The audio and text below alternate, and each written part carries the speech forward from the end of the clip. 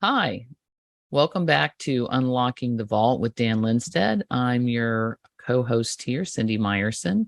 Today we're going to talk about centralization versus decentralization.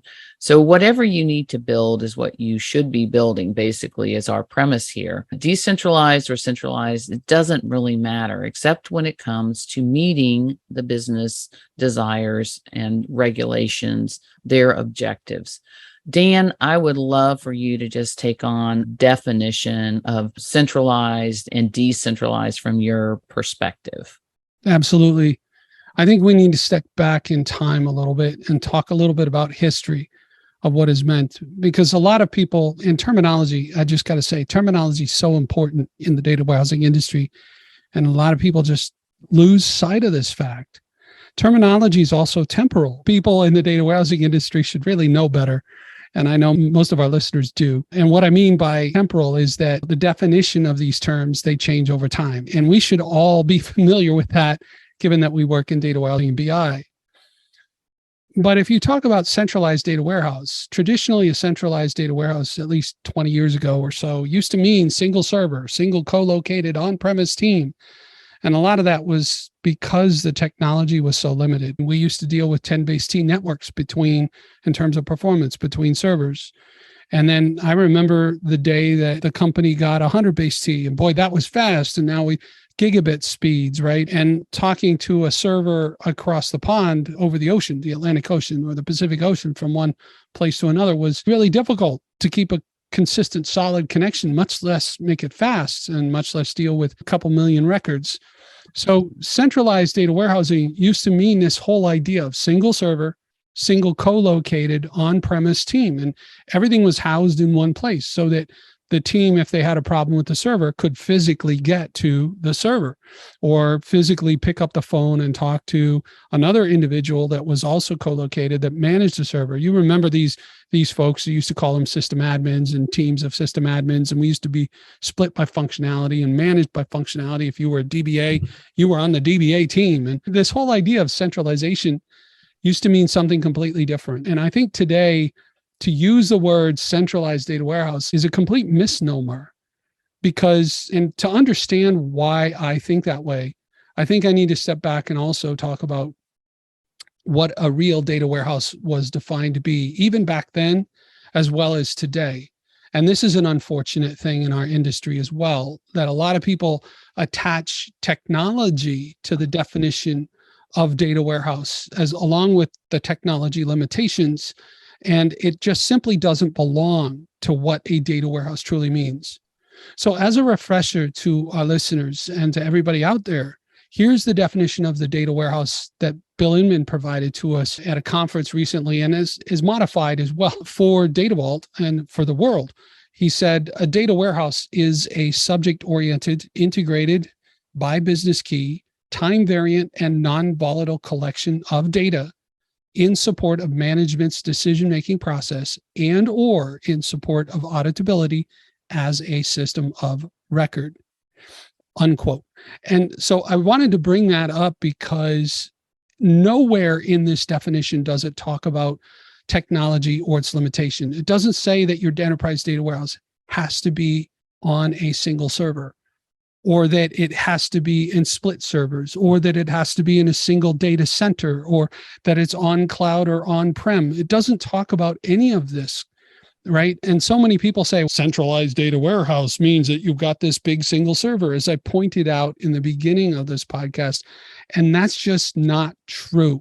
So when you talk about centralization, you really need to step back for a minute and say, are you talking about technology? Or are you really talking about a data warehouse? Because I don't think the word centralization or even centralized data warehouse means what people think it means. Because if you throw technology in with the definition of data warehouse and say, that is our data warehouse, that's a traditional data warehouse, that's a monolithic data warehouse, that's just the wrong way to think about it.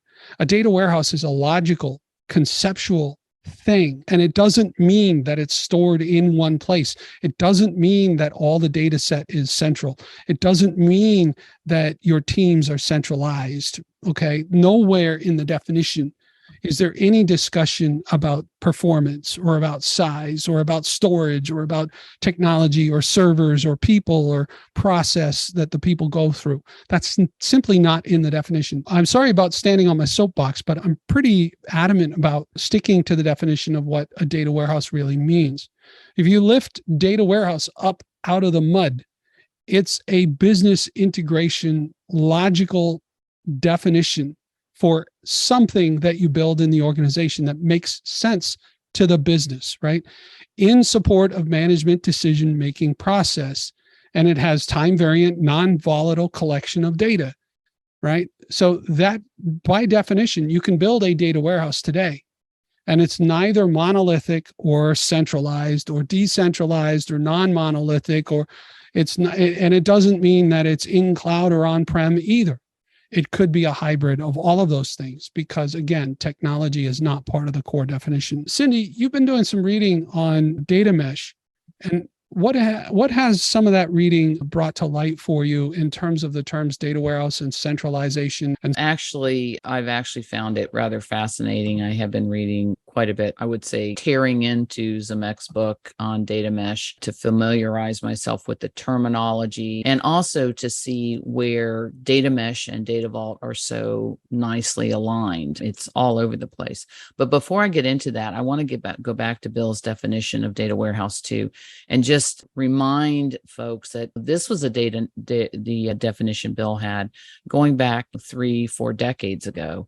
It's been around for a long time. It's been well defined. But the other thing about the data warehouse definition that Bill gave us was that when he talks about a collection of data, he doesn't talk anything about structure. And I know when I was first introduced into data warehousing industry over a decade or more ago, the whole concept was a data warehouse was always on structured data. And that's simply not true. Not only is it not technology that are platform dependent, it has nothing to do with that. It has nothing to do with the structure of the data either. It doesn't say structured versus non-structured, unstructured, multi-structured, semi-structured. And with the advent of cloud-based technology, the data warehouse just makes sense and the ability to span just makes sense. So when I was reading through on data mesh and things, and there's this consistent concept in the data mesh theory about this term monolithic teams. And so as you and I were talking, it occurred that monolithic and centralized seem to be used in a somewhat similar terms. They're being used interchangeably, if you will. And I don't really think that we actually live in a monolithic world. So it's perhaps a bit of an overkill, but I understand Zemek's point. Her concept really is about trending away from, if you will, this, what she would call monolithic or centralized. But the thing I would caution folks about is that if we, as Dan was saying, if you look at what does centralized mean, traditionally centralized really meant one single server with one team that was administering it in one location. And that's certainly not the trend. Our industry has been trending away from that type of infrastructure, if you will, as just a natural evolution. So I think that perhaps what she is focusing on is not necessarily, I would say, platform driven as much as it is the concept that the teams are not also being decentralized, if you will. And I don't necessarily agree with that either. I think her theory or her concept, we happen to believe that we've had those types of teaming, parallel teaming, and things of that nature for the last 2 decades inside of Data Vault in that methodology. In that regard, we embrace Zemek is talking about. Absolutely. She has a great emphasis on data governance, which we also strongly embrace inside of Data Vault. And this concept of split teams and these split domain-based product teams, data product teams, and things like that. It's always been part of what we would consider parallel teams inside of Data Vault and the ability to deliver information. It aligns beautifully with the concept of information or information delivery layer inside of a Data Vault architecture. So we actually are more in agreement with what has been put forth in data mesh as a theory or a concept. And we happen to think that the methodology of Data Vault actually puts the how-to behind the theory, and it's been well practiced for over 20 years. So we're excited about this, honestly. So anyway, so we talk about centralization and monolithic. Dan, can we talk a little bit about what this historical definition of decentralized means? Yeah, absolutely. And I've got a story and a question for the listeners out there. So let me just say this. As proof in the pudding, in 2001, and I can hear what you guys are thinking. Yeah, here goes Dan with another Lockheed story. Sorry to disappoint you. It's not Lockheed this time. It's actually Raytheon. And yes, it's another US government secret contractor. But I can remember, in terms of decentralized, I can remember putting together a solution on top of a data vault. And our source feeds were literally satellites that orbit the Earth. And those were the source systems, and they delivered 10,000 records per second across 10 feeds.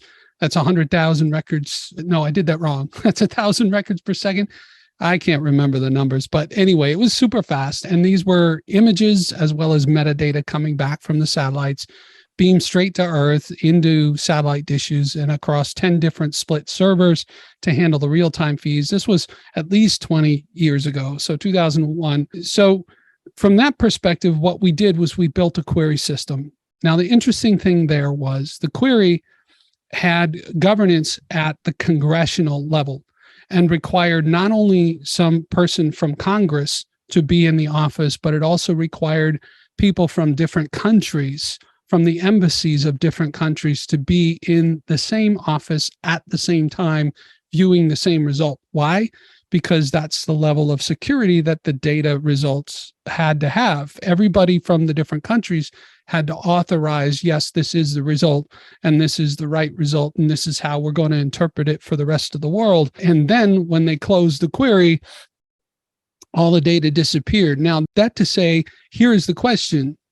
When you split the data out, and this was a, quote, single data warehouse at a conceptual level, not at a physical level, it was split physically across different servers. Is that decentralized or is that centralized? You tell me. And we have the same problem today. If it's on cloud and in on-prem, in cloud and on-prem, is that centralized or decentralized? What if one team is managing it? What if the team is a single central managed team, but the team itself, the team members, are working remotely from around the world? Are they centralized or decentralized? And so I want to bring this home to you because people often don't question the definitions of words that they use. So a historical definition of decentralized as it relates to systems and data generally meant that your servers lived in different data centers geographically.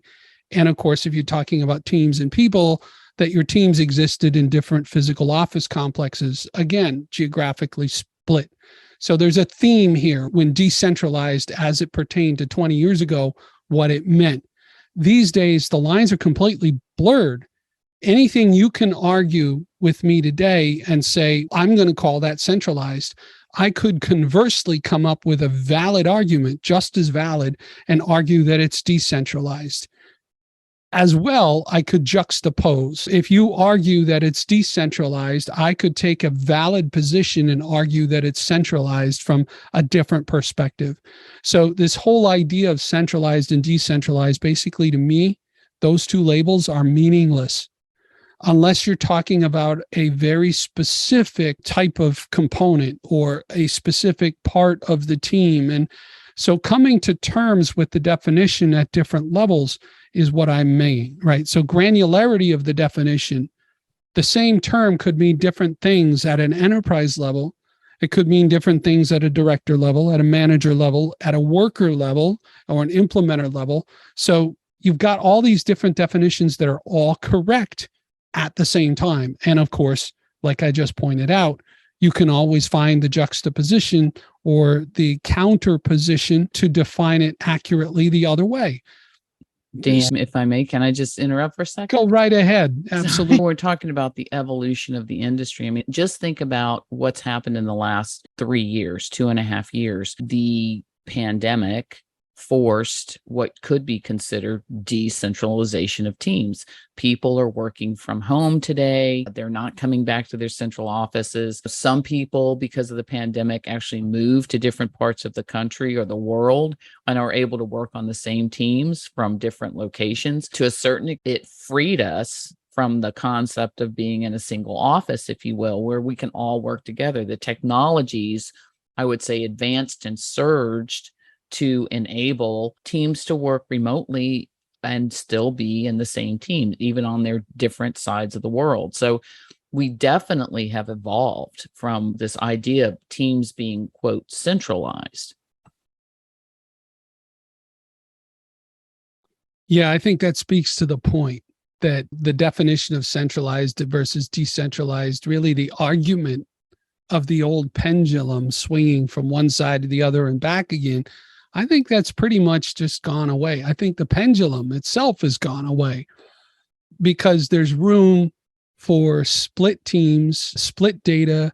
And then again, like I just illustrated, how do you accurately define centralized and decentralized? Well, it all depends on context. In the example I gave you with Raytheon and the congressional office where we put the results, we had centralized results on a single terminal for the time under which the results were being viewed. The query, turns out, the query had to go to decentralized systems to put the results together. It was a parallel set of split queries under the covers. It looked like a single process. The person who pushed the button and said, go get the results, didn't know that we had, quote, decentralized or split or run parallel subsequent processes across multiple servers in different countries to get the result, right? So what does that mean? Is the data warehouse decentralized? Well, if you're talking about physical storage of data, in that case, at Raytheon, the answer to that was yes. But is the data warehouse decentralized? And I got to say, that depends, as any good consultant would tell you. In our view, I had a central team of 5 people that I worked with at Raytheon in Colorado at a single office to build the enterprise data warehouse from an architectural standpoint and at a C-level standpoint. So from a corporate standpoint, the architecture and the design, at least in the logical sense, was centralized. The physical implementation of that logical design was decentralized. The data storage was decentralized. And so that's where we're going to go in the next podcast when we get into what does it mean to have context around centralized and decentralized. But before we get there, we're going to wrap this one up and talk a little bit about Data Vault and what this means to Data Vault and what we started out with. And I got to remind you guys, Data Vault is agnostic to all of this. Data Vault itself is a methodology that's built to work, whether you have split teams or single teams or split locations or remote working or remote servers or servers in different countries or in one single data center. Data Vault doesn't care, right? However you choose to physically implement or physically store, Data Vault doesn't care. And that's the point. Data Vault is designed to span multiple environments, whether they're in cloud or on premise or in a different country. Maybe you have multiple clouds, and GDPR is a really good example of this requirement set out by governments where you have to keep your data in a particular data center, so to speak, or in a cloud instance in a local country that's approved by GDPR laws. And you can't physically move that data or replicate it across country lines without express written consent by somebody in a GDPR office, right? So the government has to know about it. It's an interesting statement, but the Data Vault methodology is designed to be run with all of these things, including small, independent, agile teams that are self-governing. But if you talk about an enterprise level, that's where the ways of working need to be organized. This is so important. You have to have enterprise organization They set out the basic roadmap for the teams, and they set out the vision for the teams, and they set out the enterprise level logical constructs. And then from there, the implementation is what gets split. And this is, if you look at data mesh and you look at the definitions around it, and you start to discover that there's nothing in there that says how to implement or how to build, right? It's out of scope of data mesh. That's where Data Vault plays. Data Vault comes to the table and gives you how to build and how to follow these things, but they work so well together because data mesh talks about the concept layers and the logical layers and all of that, and says, here's what you need in a framework sense. And then you bring the Data Vault methodology in under that to actually get the implementation done. But again, the Data Vault methodology needs to be governed centrally and then distributed for implementation and execution in different split teams, and known as domain data product teams across the organization. Cindi, any remaining thoughts on this? Did I spur any stories for you on these topics? I was just thinking of decentralization and centralization in this conflict. Working in the classified area for a long time, we had teams that were centrally located, but they had different accesses, if you will. They were decentralized by access controls to specific data sets. You had to have a need to know. Because we also had the same team working on the same enterprise level application, if you will, that was split geographically. And then on that team, we had people that were responsible for very specific aspects of that application. So is that centralized or decentralized? Anyway, those are, I think that with data mesh, what's really important is the idea of, I think, more of the concept of centralized control over the data. It really goes back to data governance and a concept, I believe, in there of decentralized data governance with centralized oversight. So it's really an interesting theory. It's an interesting concept that's been wrapped up, and I think it's got a lot of promise, but it needs a little more teeth behind it, I'll say, in helping people understand how to actually implement. And I think, again, Data Vault comes in with a 20-year history of exactly that, how to build it. So perfect. Thank you very much. I'm Dan Linstedt. And I'm Cindi Meyersohn. And we'll see you in the next podcast where we dive a little bit deeper into the centralization and decentralization context.